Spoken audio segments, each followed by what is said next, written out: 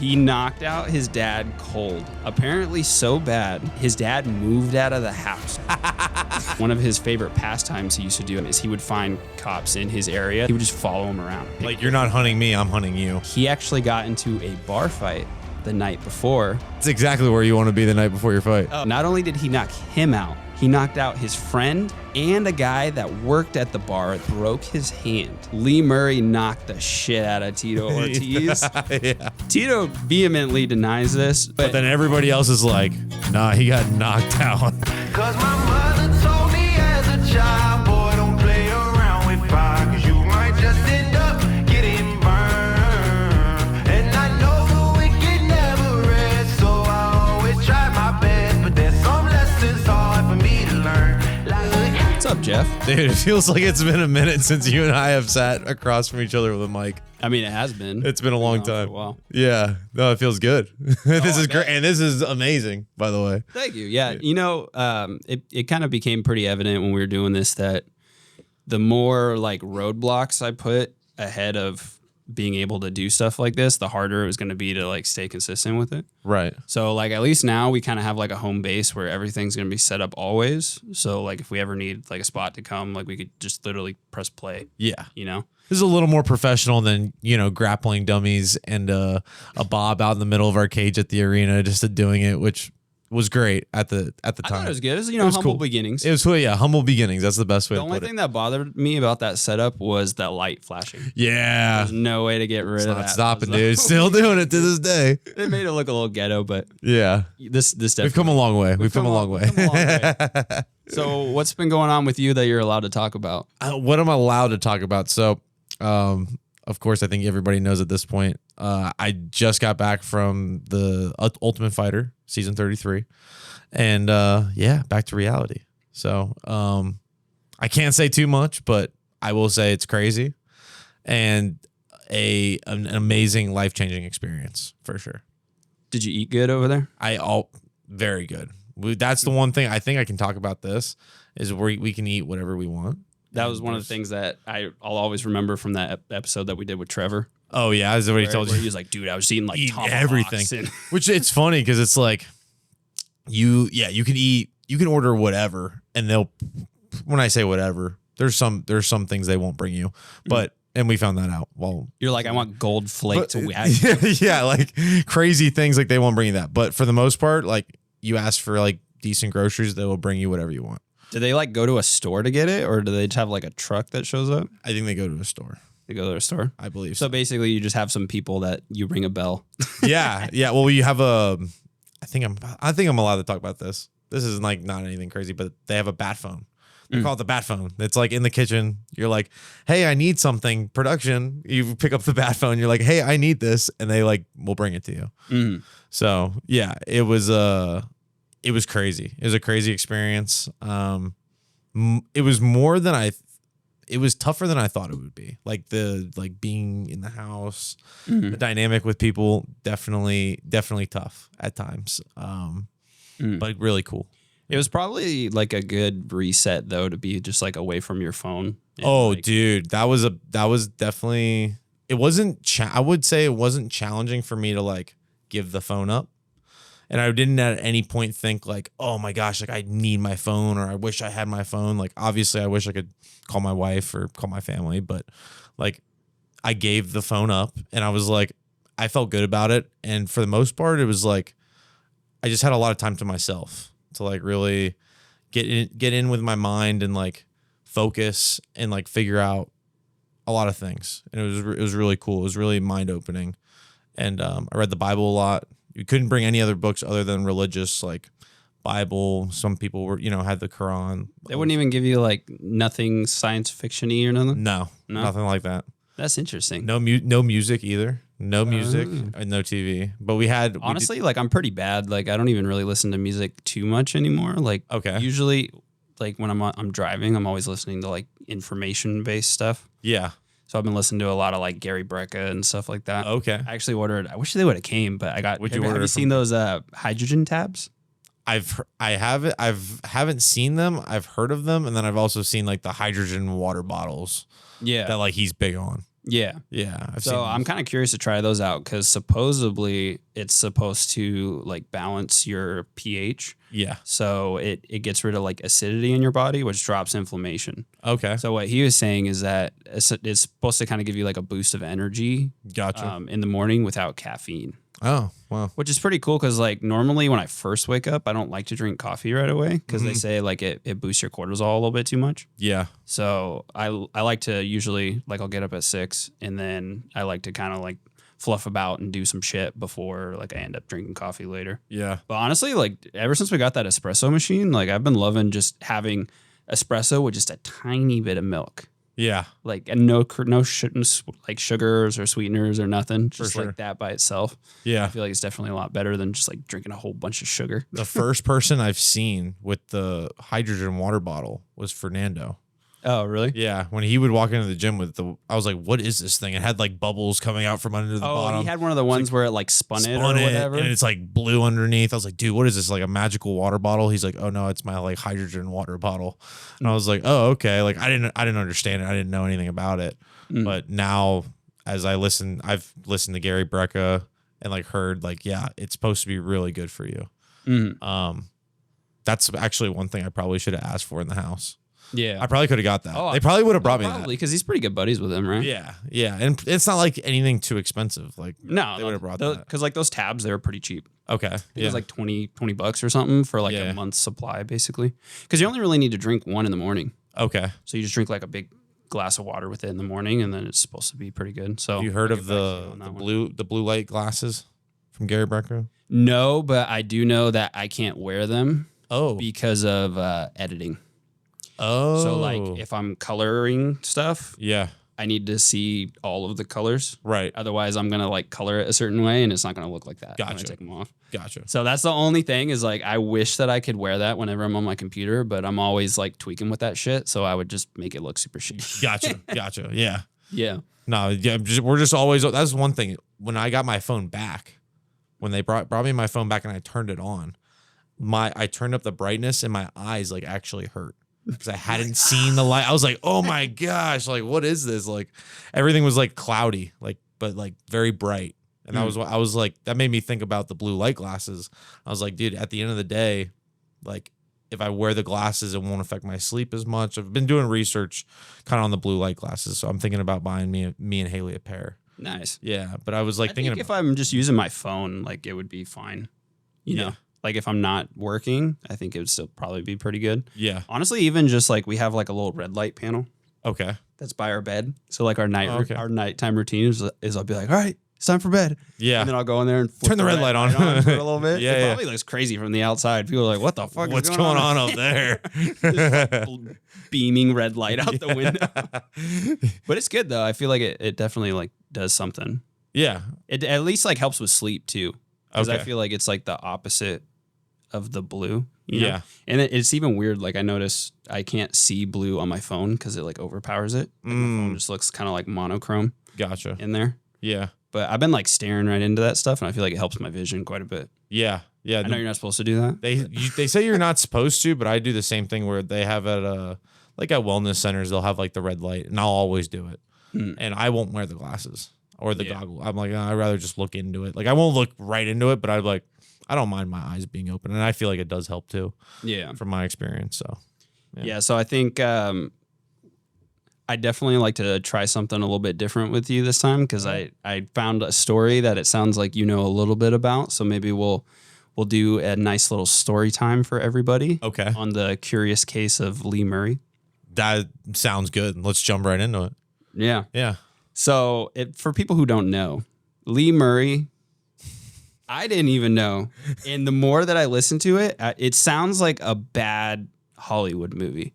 It sounds like he should have been on the cast of Ocean's 11 or something like that. It reminds me of, did you ever watch that movie Pain and Gain with The Rock and Mark Wahlberg? I've heard of it. I don't think so. It's about like they just do all this crazy, they're like killing people and like doing all this stuff. And you watch it and you're like, there's no way this is real. And then It's it was based kind of off- like based off of a real story. Yeah.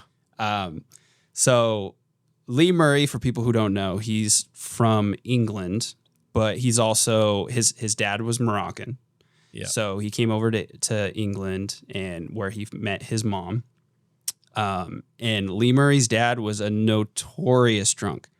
He would constantly get drunk and beat up his kids and fuck around with Lee Murray's mom. And You already know a lot more than I do about Lee Murray. yeah. I know way later in his life, but yeah. Continue. So yeah, so that's kind of like where the story of Lee Murray starts. You know, I think it had a big effect on his aggressiveness, like kind of growing up. And essentially what happened after that point, when he's constantly dealing with his dad doing this stuff and beating him up and stuff. So as soon as he got big enough to where he was actually like capable of dealing with him, that was the first knockout of Lee Murray's career.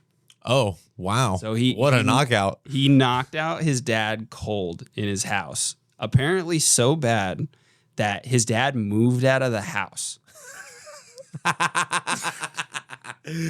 That's wild. Isn't that crazy? Wow. Like I've heard a lot of people like have issues like that, but I've never like it must have been pretty bad to the fact that he's like, oh, I'm not going to deal with this later. Like I'm just going to leave. Thank God that's not like every boy's test into being a man. You knock out every one of us had to knock out our dads. This world would be a crazy freaking place. We'd all be Lee Murrays. We would all be.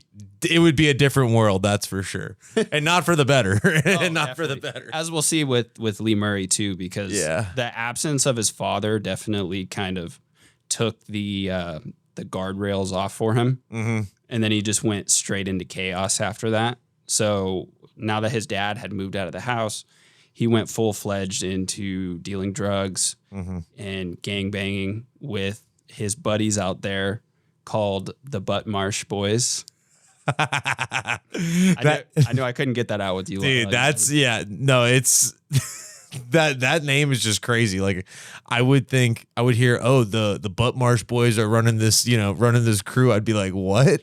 I'd be like, this is the lamest crew I've ever heard of. But then they're gonna walk out and then you see Lee Murray, and then I'd be like, yeah, maybe not. Maybe he's clearly the ringleader, you know? So they ran it very much like a LA gang. Where they had like their own little turf where they would deal drugs. And he was making a lot of money at the time. Like he was buying like expensive stuff. And that's kind of where like the lavish life that he later kind of takes on across the whole story kind of started. Yeah. Was once he started making that money. He started running into other gangs that were similar. This is all before he's even started training yet. He hasn't even started training. Yeah, okay. Yeah. So this is the beginning of his life. Yeah. Yeah. Okay. So one of the notable ones is he got into a scuffle with the Nigerian gang. Okay. And they beat the shit out of them so bad that they ended up leaving the neighborhood, and they were able to take over their turf too and expand their empire even bigger. So at this point, they're making crazy money just selling drugs and doing all this crazy stuff. And he kept having a lot of run-ins with the police, but he was a master manipulator. I don't know exactly how he figured out how to do this, but he had the whole city basically afraid of him. They interviewed one of the police officers, and one of them basically stated that they know not to mess with him. And they figured this out because one of his favorite pastimes he used to do at the time is he would find beat cops in his area that he knew were surveying his area. He would just follow them around. Oh, follow in plain view. Like he would let them see that he was following them around everywhere they went, and he would let them know that. Yeah, and he'd just pick like you're not hunting me, I'm hunting you. Yeah, yeah, yeah. Somebody's calling an ambulance for you. Yeah, yeah. Exactly. Like that's more just a mental game. You know, like the cop who's on, not the greatest salary, who, is like, sees this big, Lee Murray's a big guy. Oh, yeah. And, when the criminal's following you around, I think that would throw any cop off. Like what? It reminds me a lot of that. You remember that scene from The Town where they pop out of the car with the nun masks on? Yeah, dude. And that cop looks at them. Yeah. And he goes, oh, fuck. Yeah, and he just goes like that. He just looks away. Looks away as they all get in the car and He's pull like, away. do I really want to do this? You Yeah. know? So after a couple really close run-ins with the police, he always found a way to get out of it. And it ended up being where a lot of his buddies that ran with him ended up going to jail. Apart from one guy who will become very important later in the story. So just remember the name Paul Allen. Paul Allen. I don't know if you ever heard of Paul Allen. Nope. Okay, so I'm gonna learn something about Paul Allen. you're gonna learn a lot about Paul Allen. I'll tell you that. Shit. So that he became kind of like his right hand man, like his best bud, like following him throughout life. So they used to sell drugs together, and he was kind of with him like the whole journey, like during his journey and stuff. Okay. So after he ends up having a kid, he decides that he kind of wants to like make a shift, and that's when he starts training. Okay. So he had his first fight, and he absolutely obliterated the guy in the first round, knocked him out, and that was kind of where like his love for cage fighting came from, just getting that notoriety and stuff. And anybody who's listening to this, I implore you to go back and look up some of the highlights from his fights. I don't know if it was just MMA wasn't quite what it was now, That's but definitely he part was of it. a big deal, dude. Like Yeah. there's a couple of the fights later that we'll talk about, but there was one that I remember watching and I was like, I've never seen anything like this. Yeah. Like there was one fight where he knocked a guy out and the whole crowd stormed the octagon and climbed over and got in there to be with him. Yeah. Just crazy. Like I've seen a lot of big stars, but I've never seen somebody that makes people behave that erratically. Yeah. No, I remember him seeing fights of his. The one that I did see, and I think he ended up losing this fight, but it's his fight with Anderson Silva before he even makes it in the UFC. And that was a big deal. So that was after. That was after he's in the UFC? That was after. Oh, okay. So I have it all wrong. basically at the time, the UFC was still kind of in its infancy. So it was a lot like how Cage Warriors is now. You know how Cage Warriors is mainly in Europe? Yeah. And then they'll have like a couple shows that they do over here. Right. It was the exact same way with the UFC, but for Europe. Gotcha. So that was one of the real issues that he had with getting into the UFC is that he kept having all these run-ins with the police. And not able to travel? Yeah, he had a hard time getting a visa. Yep. But unbeknownst to them, they didn't sign him until the first UFC event in London. So he actually hid a lot of stuff that he was doing at the time before that. Gotcha. So the next big fight that he had after his first fight, that was the one that kind of put him on the map. What people don't necessarily, I don't know if you know this. If you know this, good on you. But he won the fight via armbar. Okay. And everybody's like, okay, like he started working on his ground game a lot.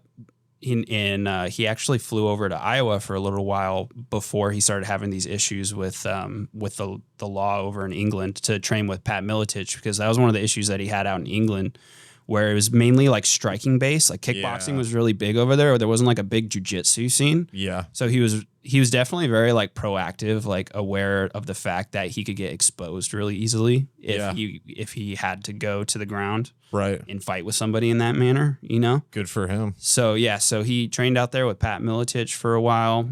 He ended up having to go back because he ran out of money. Right. And he just couldn't stay there any longer. So he ended up winning that fight by armbar. But what people don't know, because that was his first submission win, he actually got into a bar fight the night before. He was watching a Prince Nazim fight. Boxing fight. Okay. And he was at a pub, and he was watching The night before his fight at a pub. That's exactly where you want to be the night before your fight. Oh yeah. For you young fighters out there, if you're hanging out at a pub the night before your fight, it's probably not that's probably a bad sign. But you're not Lee Murray. Lee Murray could do that. Lee Murray could do that. But so basically somebody sat in front of the TV and blocked the view from him. You picked the wrong spot at the bar. He picked a fight with the guy, and the guy didn't back down either. Once he was like telling him to like get the fuck out of the way, basically. Yeah. So not only did he knock him out, he knocked out his friend and a guy that worked at the bar that was trying to stop the fight. Not only did Basically, he got 5 bodies in 24 hours. oh yeah, That's he knocked out crazy. that dude and 2 more people that looked just like him. Wow. Yeah, and not only did he do that, he broke his hand in that fight. And that was the main reason why he started hunting for submissions in that fight before that win. Damn. That's crazy. I did not know that. You know, I didn't know that. That's wild. It's pretty crazy, dude. Talk about like, even like, it would be hard for people nowadays, just like because we're just built different nowadays. But to take a fight, you just got in a fight. One, you just got in an altercation the night before your fight, but now you have a broken hand going into a real like professional fight. Within 24 hours, there's nothing you can do about it. Like most people would just pull out of the fight. Oh yeah, You know what I mean? But if you're Armin, yeah, exactly. If you're Armin, but if you're a real gangster like Lee Murray, you know, he's just that's just crazy. That's just crazy to me. oh, it's super nuts. Yeah. So he was still kind of coming up in that part of the world. You know, he's continuing to fight, get fights under his belt. He did lose a fight, but then he won 2 more. So he was sitting at 4-1, trying to get a UFC contract. So he decided that it would be a good idea to go to the UFC event, the first UFC event they did in England. And Matt Hughes was the main event for that card over there. And so he went, watched the fights and everything, and then they all went to the club after the event. Yep. This might be the one part that I do Notable know. people in attendance: Pat Miletich, Chuck Liddell, Tito Ortiz. A lot of names that everybody knows about. I honestly was kind of surprised that everybody was like, "Fuck it, let's just all Hang out. We're going out. We're going out. Like, Yeah. I'll just go out together." So he brought Paul Allen with him, Okay. and his buddy that's been following him around pretty much everywhere. Yeah. So they're hanging out there with Pat Miletich because he trained with him. Yeah. And that's what kind of sparked this whole scenario where one of Tito Ortiz's buddies came up behind Pat and got him in a RNC. Yeah. Kind of like as like a playful Joke. sort of way. Yeah. Paul Allen did not take it like a playful way. Oh, So he immediately knocks that fool out. Paul Allen does. Paul Allen. Okay. In the middle of the club. Uh-huh. And then just chaos ensues. Yeah. Chuck Liddell's fighting dudes. He knocks out a freaking guy. It's just haywire, dude. Things are just Sounds going like- freaking yeah. nuts. And then it all ends up culminating with Tito and freaking Lee Murray. Right. So they go outside. This is a very contentious topic for a lot of people because depending on what side you fall on, it depends on what you believe. It depends on what story you tell, too. Yeah, it depends on a lot of things. Yeah. But as many people might have heard, Tito and Lee Murray gotten into an altercation outside of the club after they got kicked out. And Lee Murray knocked the shit out of Tito Ortiz, Yeah. the light heavyweight, right? Yeah. Champ. at the Heavyweight time. champ of the world at the time. Yeah. Tito vehemently denies this, but He says it's just a scuffle. yeah, But then everybody else is like, nah, he got knocked out. Like, it's funny because it's like Tito's story is clearly different than everybody else's story.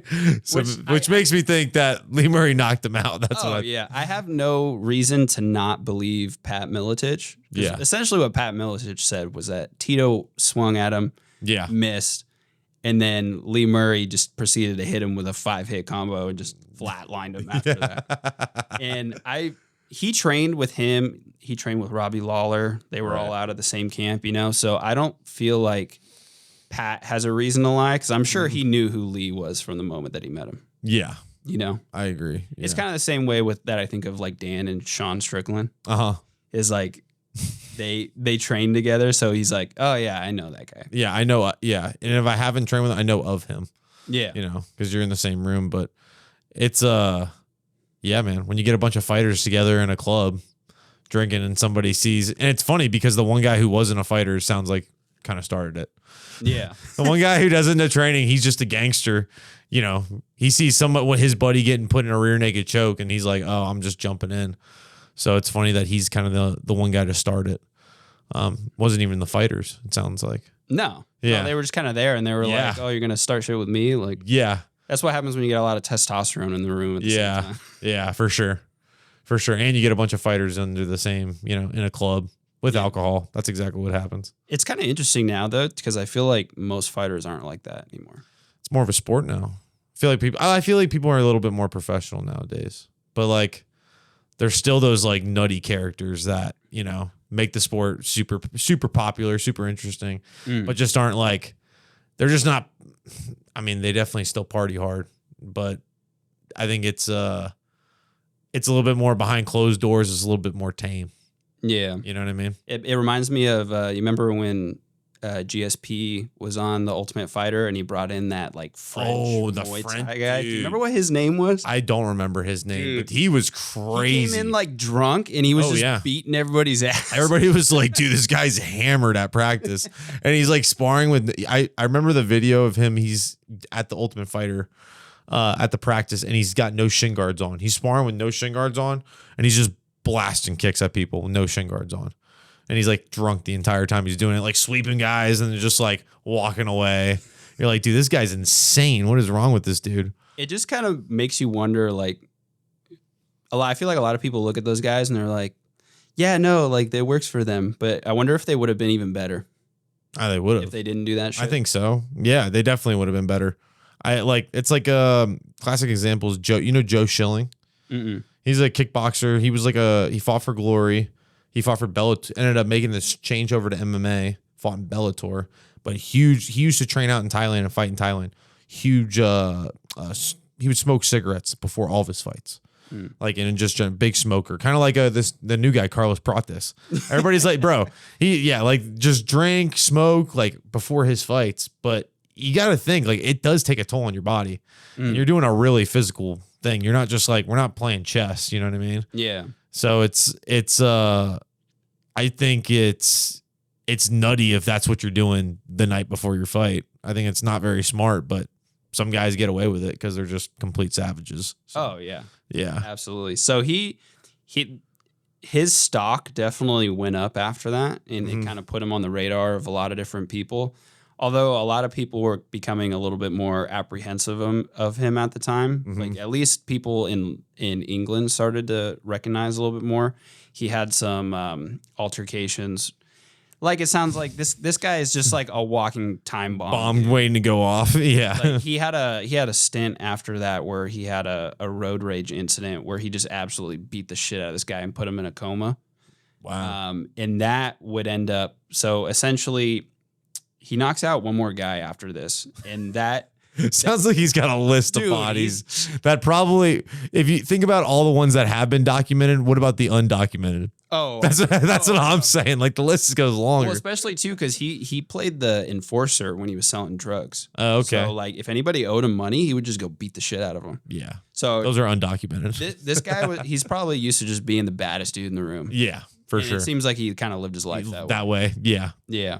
So eventually he ends up getting the notice of the UFC. So he got signed onto a contract with them. And his first fight was Jorge Rivera. I know Jorge Rivera. Yeah, so he ends up winning that fight. Like everything's starting to look really good. But because of those legal issues, he wasn't able to secure the visa that he needed to fight in America in order to continue with the UFC. Gotcha. So although he was signed onto a contract with the UFC, he was essentially He couldn't fight. Yeah. And they only did one fight a year at the time. In London. And if you think about what their contracts were at that time, like he signed like a contract, I think it was like a 3-fight contract, and it was a total of like $70K.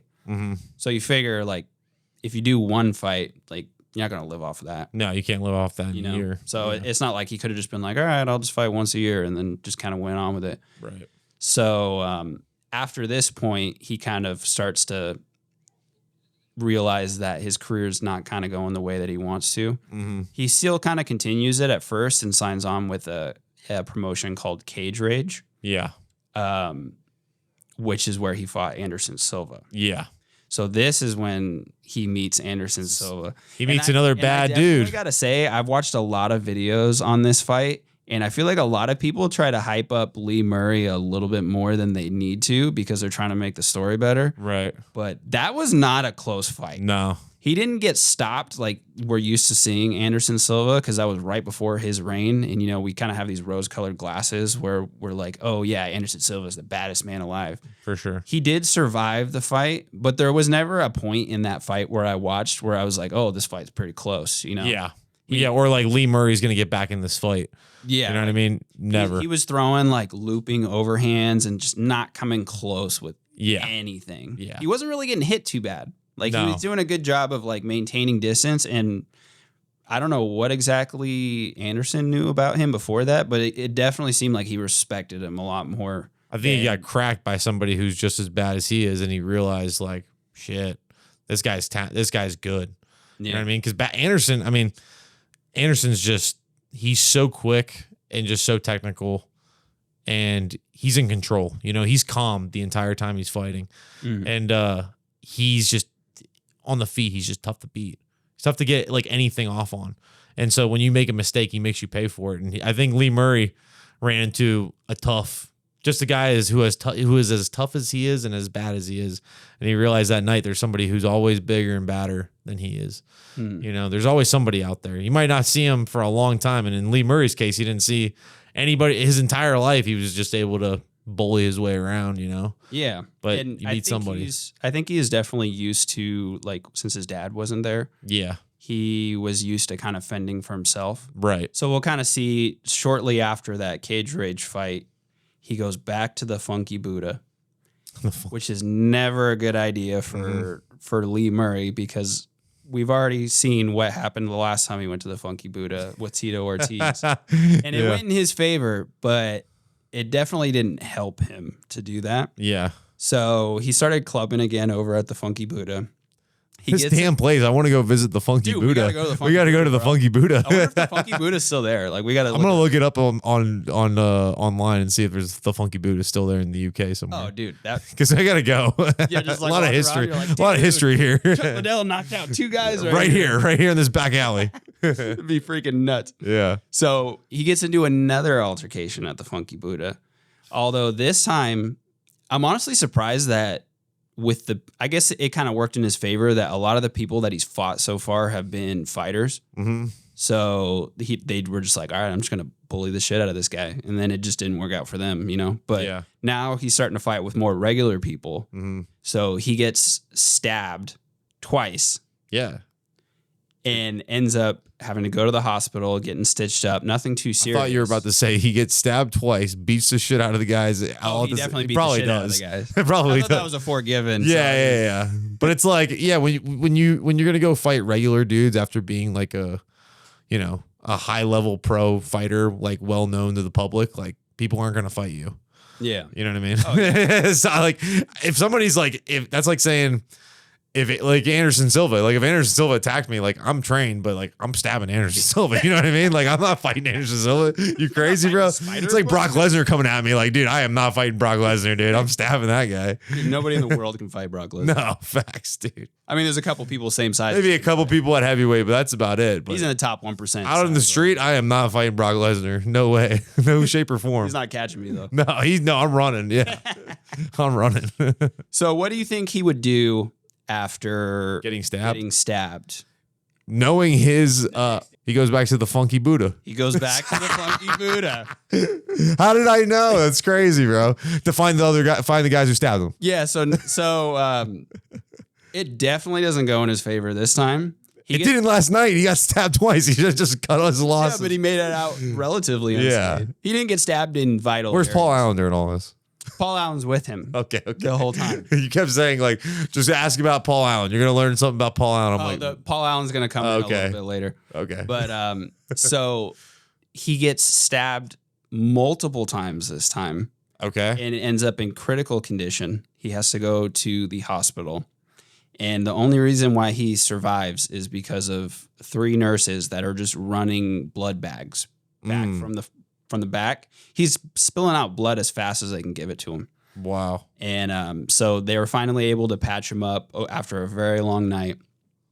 And he walks out of there And Don't tell me he goes back to the funky Buddha. he does not go Okay, back to the thank funky God. Buddha. You just But- almost died, buddy. Go to bed. Go take a nap. Shit. Can you just like sleep? Like, Yeah. dude, just like railing. Just like heal up a couple days, like cut your losses. No, he waits a solid 3 weeks before starting to train again. Okay. Okay. But at this point, I don't know if you can kind of tell just by the few stories we've told of him. Basically, most of the promotions didn't want to have anything to do with him Yeah. because I'll have to show you a picture later. This guy, when you look at him without a shirt on, he looks like he's been in war, dude. Like he's got freaking he's got bullet holes. Like he's just covered in scars. Yeah. So like his kind of look, they were like, I don't know if we want to sign this guy. Yeah. So by that point, like his fight career is pretty much done. Right. And that's where we get into the grand. I think he upgraded in jobs. It just didn't work out for him. Which you know what? the payout was good. The payout was good. He would have made way more money than anybody else. Oh yeah, that's ever fought. Like in their careers for you sure. would have got away with it. Sorry, I didn't mean to beat you to the punch. No, it was good. Good. You know, so basically, Lee Murray, Paul Allen, and the gang hatched the brilliant idea to break into and steal money from the Securitas Depot, which is a bank in England. Mm-hmm. So they had an informant on the inside that told them the layout of the bank. And their great plan was essentially there was a guy that they had been tailing for the last 2 weeks, and they figured out his schedule. So a guy who worked there at the bank? A guy who worked there. Okay. So they dressed up as police officers and pulled him over on the side of the road. And they threw him in the back of the car, and they basically said, like, hey, like, obviously, we're not cops. If you better listen to everything that we say, or we're going to kill you and your family. And they had another guy that was at his house with his wife and his kid on the phone talking to him in the back of the car. Damn. So at this point, he knows, like, they're not fucking. They're not messing around. Like, yeah. People They've clearly done their background. Yeah, they've done their homework. Yeah. So yeah. Basically, he gets them to the bank. He shows them how to get through security and avoid cameras and everything. But obviously, there's still people working. Right. Like he's got coworkers and stuff in there. Yeah. Luckily, well, I don't know if I'd say luckily. It's still kind of shitty either way. But that guy, because his family was in danger, talked to pretty much all of his coworkers. And if anybody's seen a bank, basically there are panic buttons everywhere that'll call straight to the police. And the crazy thing about the bank that they decided to hit, and of course it sounds like a fucking Lee Murray thing, the police station was only a few blocks away. So if any of them hit that button at any time, they would have had the heat on them in a minute. Yeah. Like they would have been done for. Yeah. So, but because his family was in danger, basically none of his coworkers wanted to be the one to press the button and potentially risk them dying. Wow. So basically they all kind of came to agreement with themselves that they weren't going to do anything about it. So they basically get through the bank like easy, dude. Yeah. Like they didn't have to do anything crazy. Yeah. Everybody that they needed to do what they needed to do were there. Yeah. They were helping. All because them. they have the one guy's family. Yeah, because they had the one guy's family. Damn. So fortunately, but also unfortunately for them, they had a money drop the day before. So there was way more money there than they previously thought that there was going to be. Whoa. And they didn't get a truck big enough. It's a good problem to have. So if they would have thought beforehand, Would have brought 2 trucks and brought a bigger truck, it would have been a lot more money than what they made off with. Wow. They made off close to like $52 million, but there was like 200 in there. Holy cow. They would have made out of there like fucking bandits. Damn. So they were so pissed off when they're loading. When this they're up. leaving, they're like, dude, this is They put bullshit. once they filled it up to the brim, they're like, Stuff it in your pants. Do anything barely got again. like a fourth of the fucking money. Yeah. Oh my God. Yeah. So they ended up putting them, I guess there's like these cage boxes that they put the money in. Okay. They locked everybody, or they put everybody in these cages, and they basically said, like, don't come out or we're going to kill this guy's family. Yeah. So they ended up leaving, and what obviously the people knew because they worked there, but once you leave the doors, there's no way to get back in unless somebody buzzes you in from the inside. So as soon as they left, they were basically safe. Like there was nothing those people could do to them. Right. But they still sat in those cages for over 30 minutes before they decided to get out and then eventually call the police. So by that point, they were gone. Long gone. Long gone. Yeah. So by this point, their fancy ruse kind of like comes to a close because you got to understand it's still Lee Murray. Yeah. He might sound like a great mastermind right now, but they're not very smart. Yeah. So the police start doing investigations. They go to a couple different places. They had a tip off from a lady that did the makeup for them for the police heist and said that, oh yeah, we think that we knew somebody over here where they were staying at. So they go to the house, find evidence that leads them to another house. They find even more evidence. So by this point, pretty much everybody's toast. Like they know that they're all involved. Right. So you wouldn't think it because his name's Murray, but like I said in the beginning of the story, his dad's Moroccan. So his great scheme was that he was going to go to Morocco with Paul Allen, and they were going to end up living there because there's no extradition law with England and Morocco. So Morocco, since Lee Murray's technically Moroccan, he's like a foreign national. Gotcha. So they won't extradite him back to England to face charges. Gotcha. So that was like their great plan that they were like, oh, we're just going to live over here.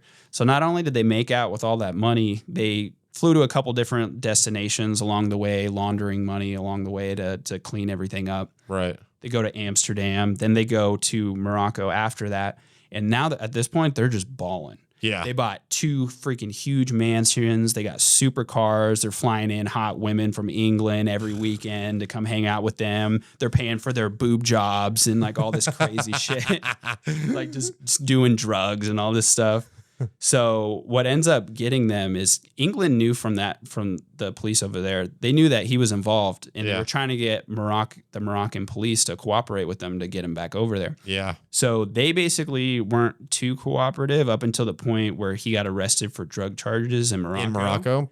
And Morocco's a Muslim country. Murray, come on, man.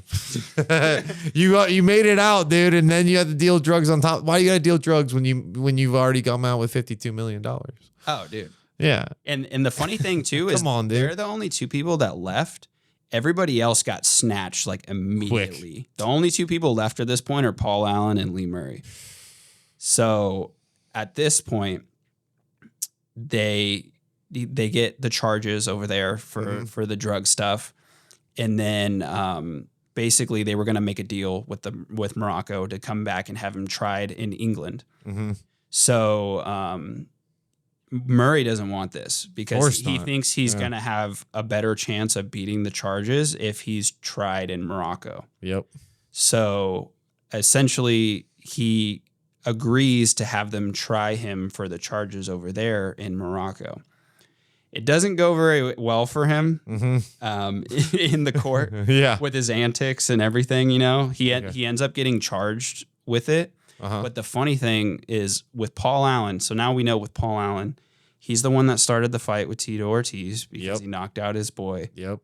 He was the one, so technically Lee Murray didn't do a lot of the stuff with the heist. A lot of it was Paul Allen's idea. Like as far as like the kidnapping and all this different stuff, he was kind of like the brains behind the operation outside of hiding the fucking evidence. So he's not the best brains. Yeah.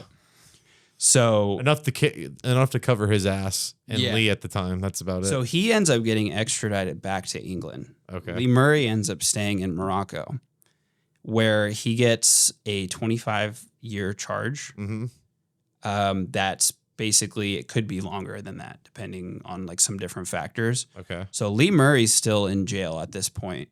So Paul Allen ends up going back to England. Yeah. And he gets a lesser charge. And he only does 6 years in jail. Bro, it made it out like a bandit. Mm-hmm. So like he's just out there right now living his life. Wow. You know? Damn. Even though he was with Lee basically all along the way. Yeah.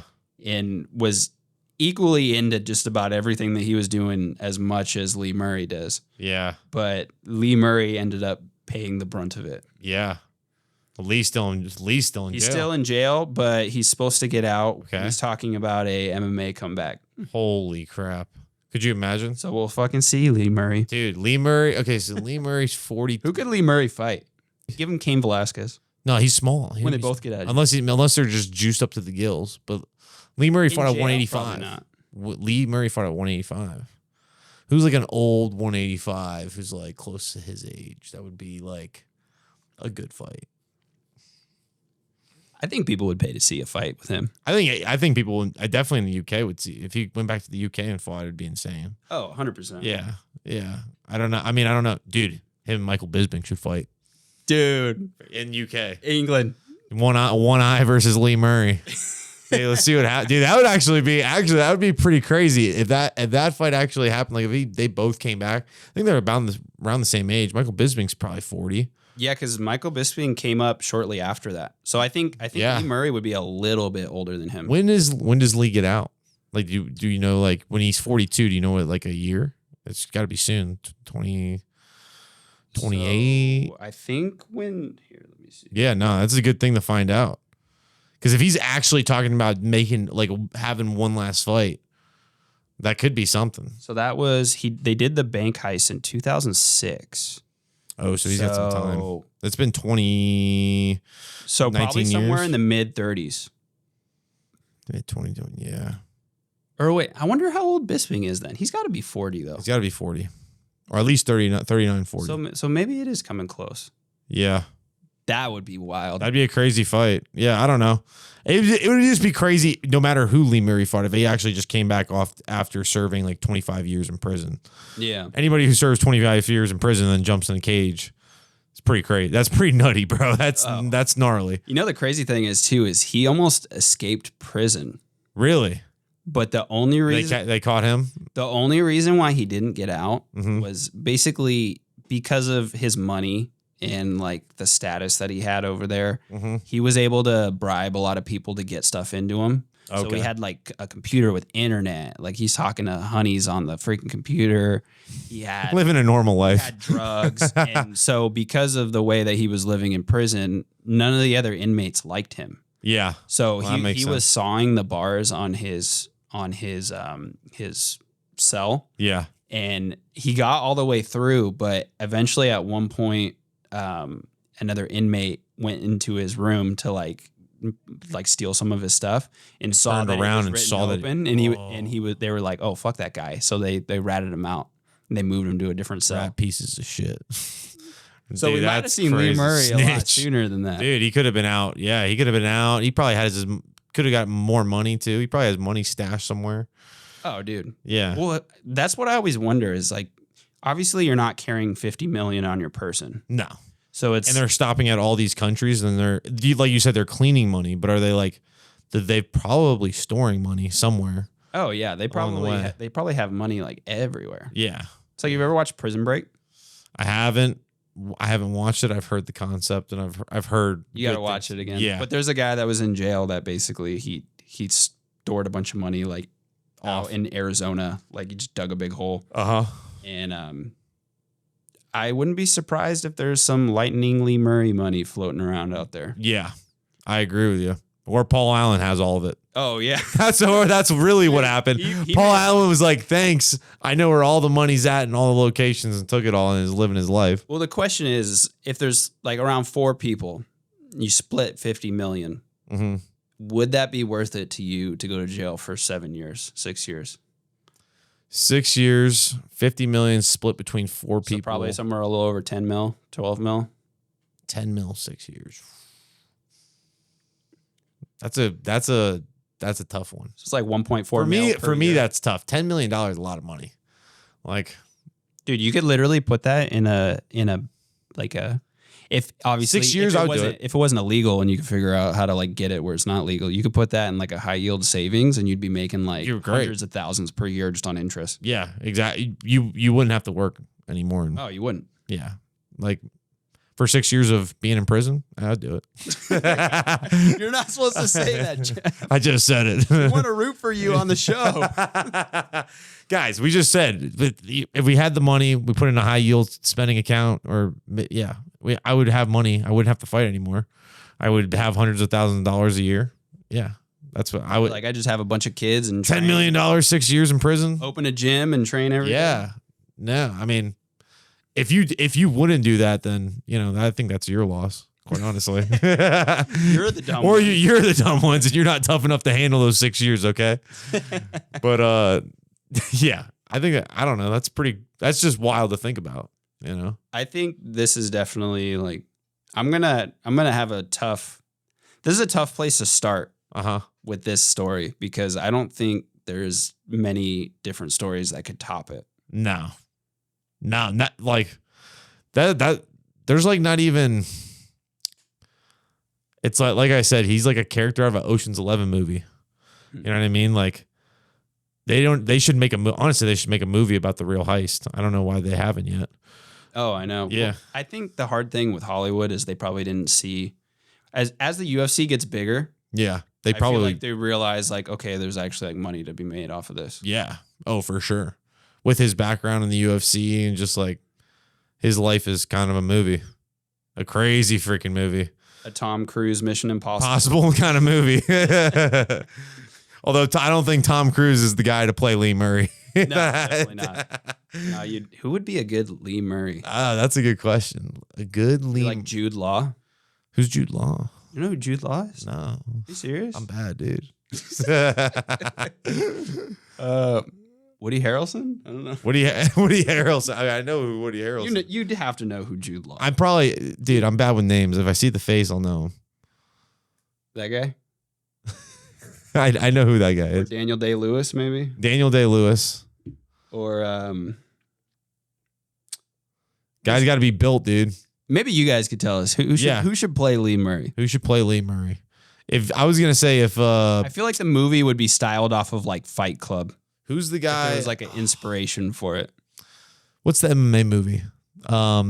Which MMA movie am I Never trying? Back Down. No, Do you like that movie? the movie's amazing. Dude, Trevor gives me so much fucking shit for Never Back Down. or is it freaking John Brumley? One of those guys gives me so much shit for loving that movie, but I was That's like, a great movie. It's a good. Obviously, it's not realistic because Yeah. the dude trains for like 3 weeks and then he's just fucking laying people out. Yeah. It's unrealistic, but it's a great But it's flick. like it gets you pumped. Pumped. It gets you You know? pumped to train and fight. Yeah. Easy. What's the movie where the two brothers end up fighting each other in the tournament? Oh my gosh, What's Tom Hardy? Dude, And, Tom Hardy could play Tom Hardy with a UK accent could play Lee Murray. If you just get him as jacked as he was in that movie and he gets the UK accent now. Right, like if the movie had to be shot right now, Tom Hardy. That's who I would pick. or Cillian Murphy. Or Cillian Murphy. Peaky Blinders? I think Tom Hardy's too short though, actually. Yeah, probably. That's the only thing that's But the holding thing is, Tom. you can. Yeah, we can edit that. You can edit You can edit that nowadays. I mean, they play We got AI. freaking Lord of the Rings, dude. They had a guys looking like way bigger than those dwarf people. Like, they can make somebody look like 3 inches taller. Tom Hardy's 6'3". Tom Hardy in heels. A 6'3" Tom Hardy, definitely, definitely could play Lee Murray. But yeah, I think this is kind of where we'll wrap up this story. Yeah, Do you have sure. any last things that you want to talk about? There's not much I can talk about. That's the sad part. I wish I could tell more. I got a big mouth, bro. Like it's hard to keep it all in. And I got to wait till May 27th. That's what I'll say. May 27th, get your ESPN Plus subscriptions. First episode is May 27th. I think it's Tuesday. I don't know what time. All right. Do you know if you're allowed to tell people when you figure out what episode you're on? I'll be able to say that. Okay. Yeah. So then at my some point- closer people, I think I'll be able to announce that. Yeah. Okay. So then expect an announcement. We probably do some kind of nightcap afterwards. That's talking about the episode. We'll Since plan there's it. a lot of things that you would be able to talk about once it's yeah, out. once the episode's out, I'll be able to talk about all of it.